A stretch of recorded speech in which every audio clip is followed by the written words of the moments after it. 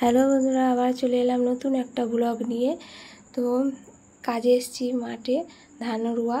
তো দেখো, এটা 2 বিঘে জমি, পুরোটাই বীজ চারানো হয়ে গেছে, আর কিছু বীজ বাকি আছে, দাদা ভাই চারাচ্ছে। আর আমরা 1 পাই করে তুলে ফেলেছি, আর 1 পাই করে বাকি আছে। সব আগু পেঁচু করে পায়ে ধরেছি।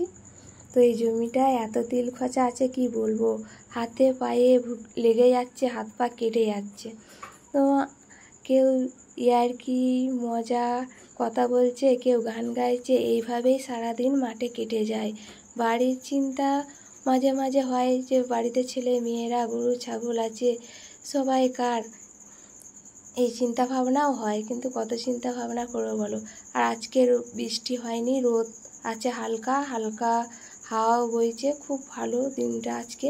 আর রোদ দিলে তো আমি পুরো ক্লান্ত হয়ে যাই।